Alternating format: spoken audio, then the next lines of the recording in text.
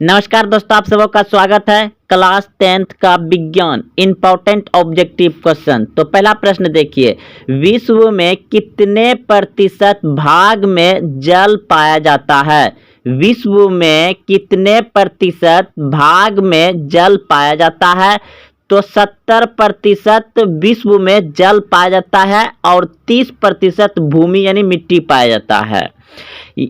अगला प्रश्न है, निम्न में से सबसे ऊंचा बांध कौन है? निम्न में से सबसे ऊंचा बांध है टिहरी बांध। ऑप्शन नंबर ए सही है।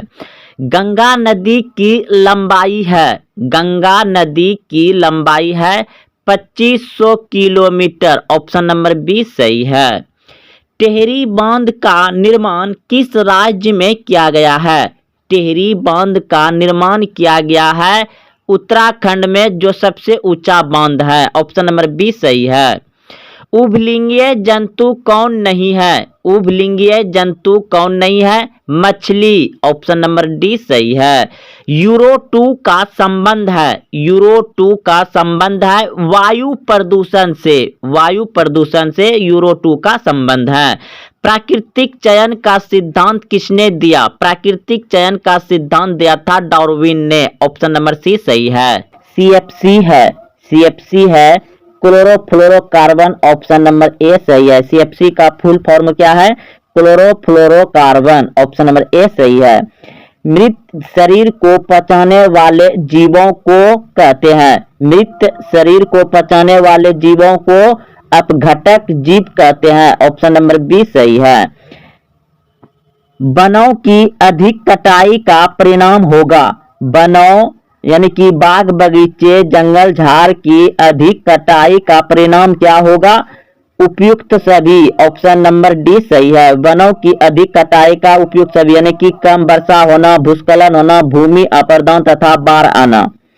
जैव वातावरण में शामिल है, जैव वातावरण में शामिल है जंतु पौधा तथा मनुष्य। ऑप्शन नंबर बी सही है। जंतु पौधा तथा मनुष्य जैव वातावरण में शामिल है।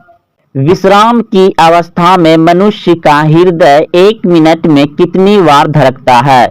विश्राम की अवस्था में मनुष्य का हृदय 1 मिनट में कितनी बार धड़कता है? 72 बार। ऑप्शन नंबर ए सही है। पौधे में जाइलम द्वारा पदार्थों का स्थानांतरण होता है, पौधों में जाइलम द्वारा पदार्थ का स्थानांतरण होता है ऊपर की ओर। ऑप्शन नंबर बी सही है। मनुष्य में प्रमुख उत्सर्जी अंग है, मनुष्य में प्रमुख उत्सर्जी अंग है वृक्क। ऑप्शन नंबर सी सही है। वृक्क की क्रियात्मक इकाई निम्न में से कौन है? वृक्क की क्रियात्मक इकाई निम्न में से कौन है? नेफ्रॉन। ऑप्शन नंबर बी सही है। विभिन्न क्रियाओं के फलस्वरूप बने हानिकारक पदार्थ शरीर से बाहर निकालने के लिए तंत्र को कहते हैं उत्सर्जी तंत्र। खुला परिसंचरण तंत्र पाया जाता है कॉकरोच में।